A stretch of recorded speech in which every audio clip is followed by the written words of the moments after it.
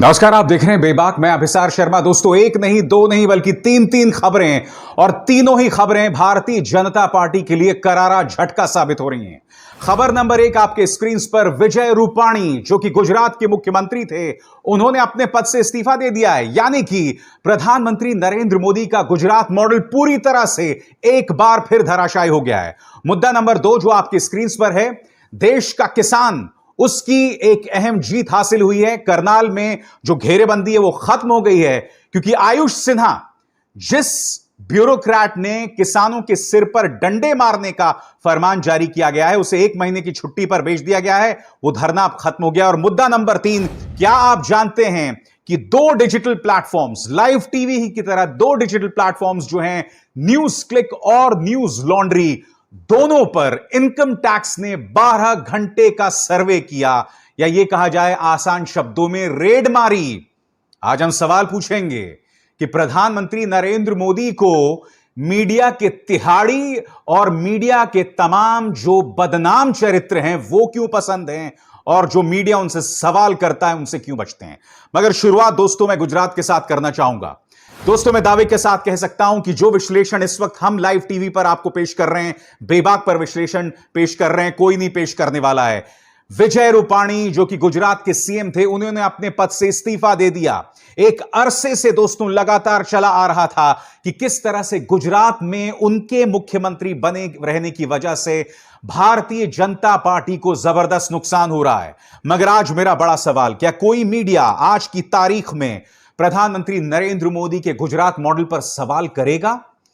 क्या वो बताएगा कि भारतीय जनता पार्टी को चुनावों से ठीक 1 साल पहले अपना मुख्यमंत्री बदलना पड़ा है?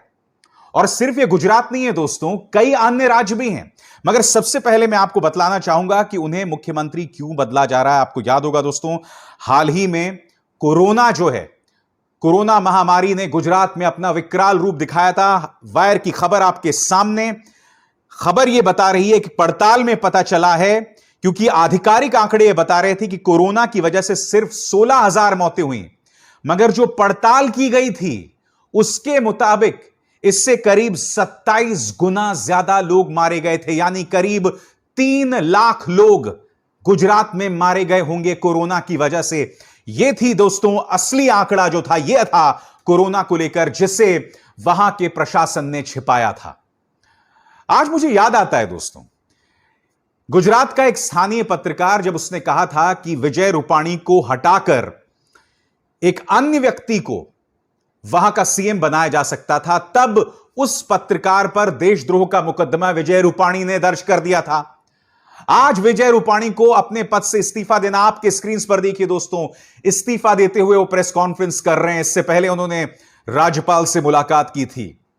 आज यह सवाल खड़े हो जाता है कि चुनावों से ठीक 1 साल पहले ये अपना मुख्यमंत्री क्यों बदल रहे हैं। और ये सिर्फ गुजरात की बात नहीं है, इन शहरों पर गौर कीजिए।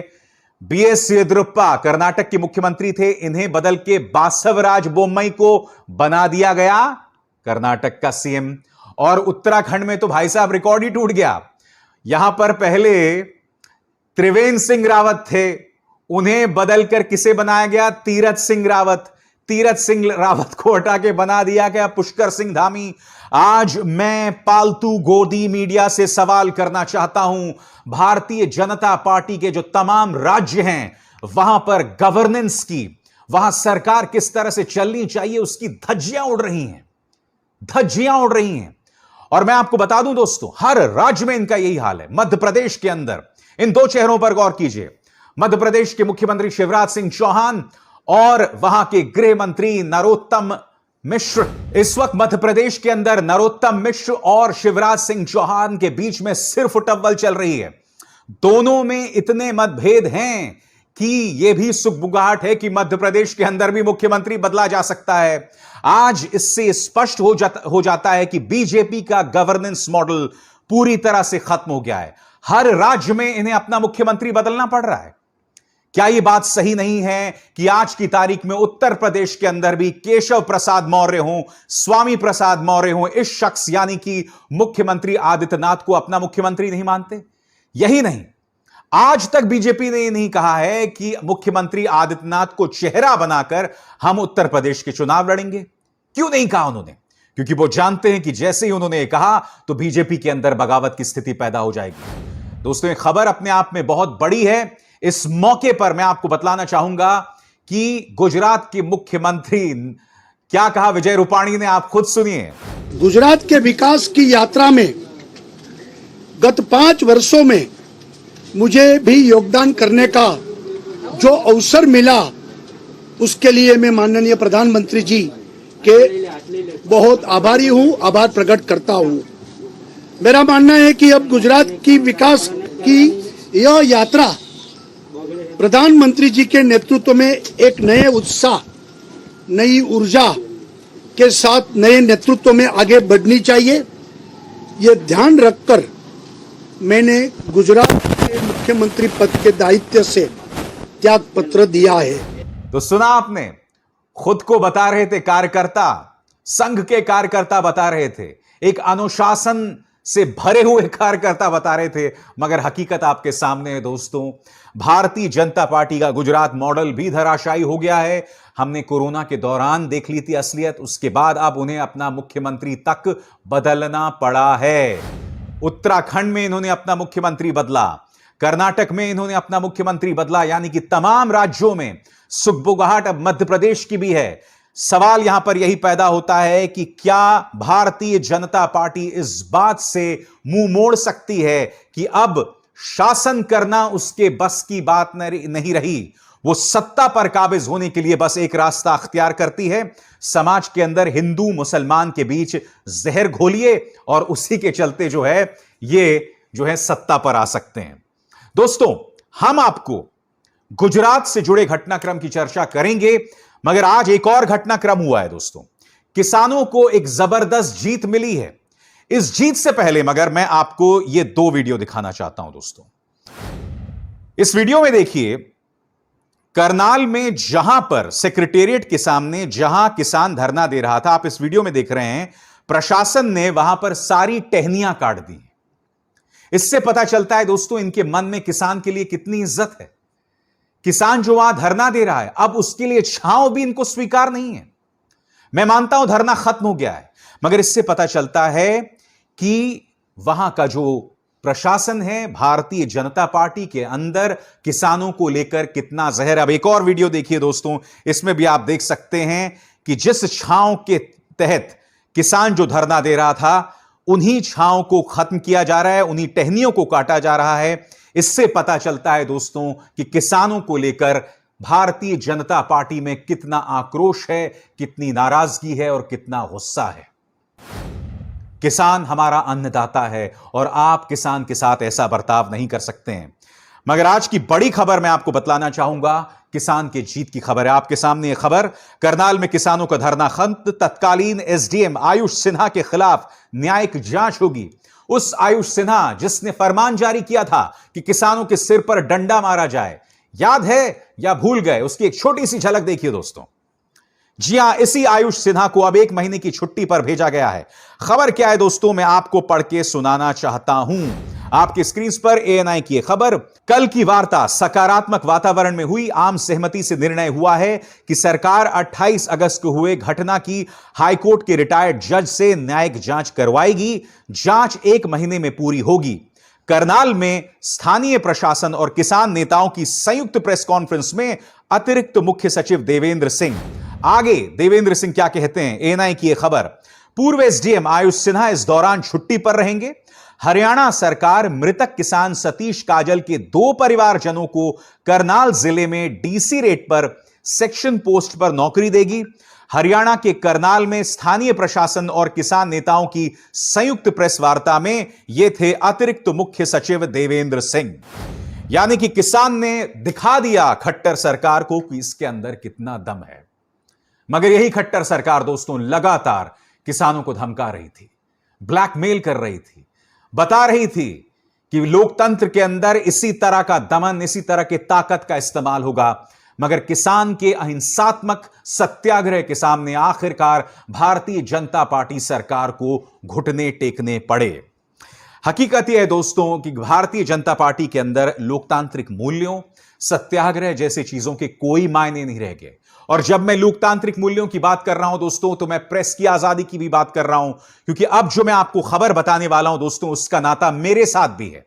क्या आप जानते हैं कि कल 12 घंटे तक 2 डिजिटल प्लेटफॉर्म्स, जी हां, लाइव टीवी ही की तरह 2 डिजिटल प्लेटफॉर्म्स, न्यूज क्लिक और न्यूज लॉन्ड्री पर इनकम टैक्स ने सर्वे किया। जी हां, सर्वे।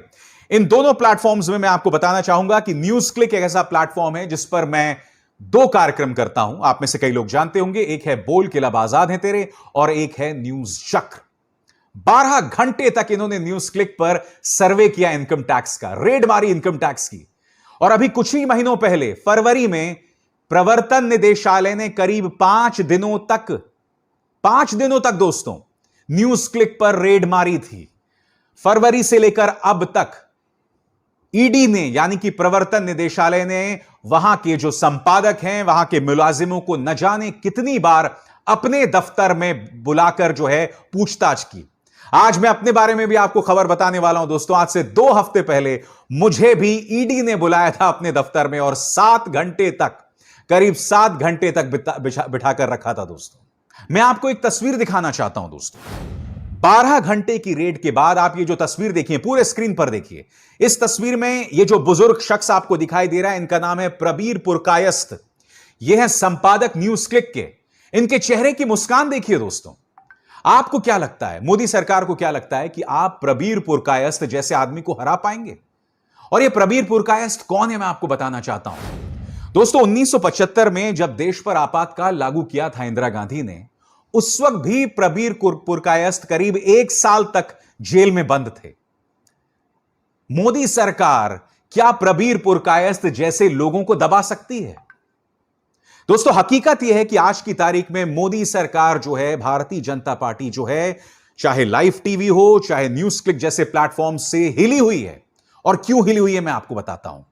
क्योंकि जब किसान का आंदोलन था, जब CAA NRC के खिलाफ आंदोलन चल रहा था, तब इन प्लेटफॉर्म्स ने सरकार की बखिया उधेड़ी थी, सरकार से कठिन सवाल किए थे।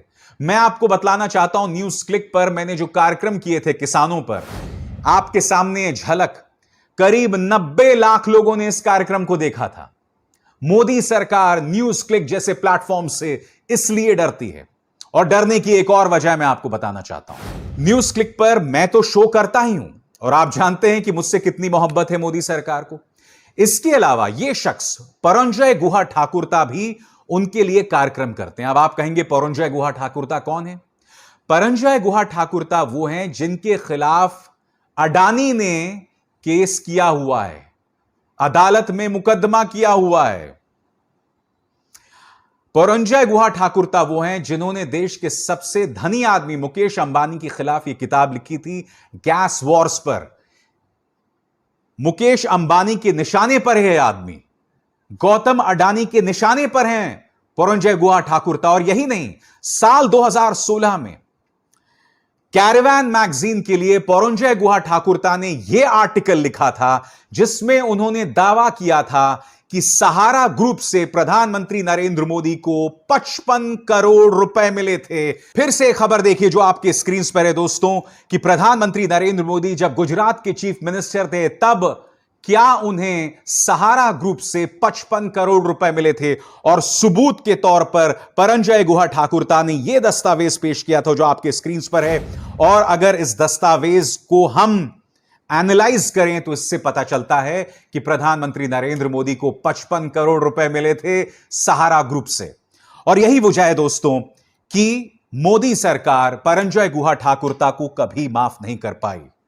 अब आप समझ सकते हैं दोस्तों, न्यूज क्लिक में ये 2 पत्रकार काम करते हैं, एक तो जो आपके सामने बैठा है यानी कि मैं, और दूसरा परंजय गुहा ठाकुरता। मगर आज आपको सवाल पूछना पड़ेगा कि मोदी सरकार को किस तरह के पत्रकार पसंद है। यह सेल्फी देखिए, यह सेल्फी है जी न्यूज के संपादक सुधीर चौधरी के साथ। वो आदमी जिस पर आरोप था कि इसने 100 करोड़ की कथित वसूली की, जिसके चलते यह जेल भी गया, करीब 1 महीने तक जेल में था यह आदमी। तिहाड़ जेल का नाम रोशन कर रहा था, यह कहा जाए पत्रकारिता का नाम रोशन कर रहा था तिहाड़ जेल में बैठ के। ये बात यही नहीं है, एक और न्यूज चैनल था जिसका शायद नाम लाइव न्यूज था, इसने एक अध्यापिका को गलत ढंग से वेश्याओं की सरगना बताया था और वो खबर झूठी साबित हुई, जिसके चलते इसके न्यूज चैनल को करीब 1 महीने तक बंद रखा गया था। आज मैं आपसे सवाल पूछना चाहता हूं, प्रधानमंत्री मोदी से सवाल पूछना चाहता हूं कि आप ऐसे पत्रकारों के साथ सेल्फी खिंचवाते हैं? आप देश के प्रधानमंत्री हैं, आपकी एक साख है, आप में एक प्रधानमंत्री पद की गरिमा होती है। किन लोगों के साथ आप सेल्फी खिंचवा रहे हैं? आपके पसंदीदा पत्रकार यह है रिपब्लिक टीवी का मालिक। यह आदमी करीब 1 हफ्ते तक जेल में था। इस पर आरोप है कि इसने एक आदमी को आत्महत्या करने पर मजबूर कर दिया। यही नहीं, अर्नब गोस्वामी का नाम कथित तौर पर टीआरपी घोटाले में भी आया है और मुंबई पुलिस ने चार्जशीट दाखिल की है इस मामले में, जिसमें अर्नब गोस्वामी का नाम है। प्रधानमंत्री, मैं फिर आपसे सवाल पूछना चाहता हूं कि आपके पसंदीदा ऐसे पत्रकार क्यों हैं? और क्या यही वजह है कि आप न्यूज क्लिक जैसे प्लेटफॉर्म्स पर रेड मारते हैं, उन पर दमन करते हैं, उनके साथ अत्याचार करते हैं? क्या आपकी सरकार इसलिए उन्हें टारगेट कर रही है? दोस्तों, मैं आपको बताना चाहता हूं कि इनके किस तरह के पसंदीदा न्यूज चैनल हैं। आपके स्क्रीन पर दोस्तों, देश का जो सबसे धनी आदमी मुकेश अंबानी का चैनल, और ये किस तरह का कार्यक्रम चला रहे हैं। लव जिहाद टू नार्को जिहाद, न्यू केरला रियलिटी, यानी केरल पर निशाना साधने के लिए इन्होंने समाज के अंदर जहर बोना शुरू कर दिया है। और यह न्यूज चैनल जो है वो है मुकेश अंबानी का, देश का सबसे ज्यादा धनी आदमी, और किस तरह के कार्यक्रम चला रहा है? लव जिहाद और नार्को जिहाद पर। क्या देश में समस्याओं की कमी है? और आप भी जानते हैं दोस्तों कि इस तरह के कार्यक्रम बड़ी तादाद में दिखाए जाते हैं। उत्तर प्रदेश के चुनाव आ रहे हैं दोस्तों, इसलिए आप देख सकते हैं मंदिरों के ऊपर टाइम्स नाउ यह कार्यक्रम कर रहा है जो आपके स्क्रीन पर है। और यह कार्यक्रम क्या कहता है, पढ़ के सुनाना चाहता हूं। मुक्त करो मंदिर, और Times Now campaign, take a look at this ground report by Prashant Kumar from Kashi Vishwanath. क्या मंदिरों को मुक्त करने की मुहिम पत्रकार चलाते हैं? आज की तारीख में क्या आपके सामने मुद्दे नहीं हैं? और सबसे बड़ा सवाल, अब से 6 महीने बाद उत्तर प्रदेश में चुनाव है, साफ तौर पर ये लोग इस तरह के कार्यक्रम करके, चाहे न्यूज 18 लव जिहाद पे कार्यक्रम कर रहा हो, चाहे टाइम्स नाउ मुक्त करो मंदिर जैसे अभियान चला रहा हो, इनका मकसद साफ है। इनका मकसद साफ है कि ये लोग सिर्फ और सिर्फ भारतीय जनता पार्टी की मदद करना चाहते हैं उत्तर प्रदेश के चुनावों में, और उसके एवज में ये लोग समाज के अंदर तनाव पैदा कर रहे हैं। मोदी सरकार को इस तरह के न्यूज चैनल्स पसंद है दोस्तों। इन्हें न्यूज क्लिक जैसे प्लेटफॉर्म्स नहीं पसंद हैं। बेबाक जैसे कार्यक्रम में जो बातें कही जाती हैं, इन्हें ये नहीं पसंद हैं। इन्हें तो बर्दाश्त नहीं होती हैं इस तरह की बातें, तभी ये हम जैसे पत्रकारों पर निशाना साधते हैं। मगर मोदी सरकार सनद रहे, हमारा कर्तव्य सिर्फ पत्रकारिता है और हम इससे पीछे नहीं हटने वाले हैं। हम तथ्यों के साथ आपको घेरते रहेंगे, जो हमने 2014 से पहले भी किया था और आज भी करते रहेंगे। हम किसी से डरने नहीं वाले हैं। नमस्कार।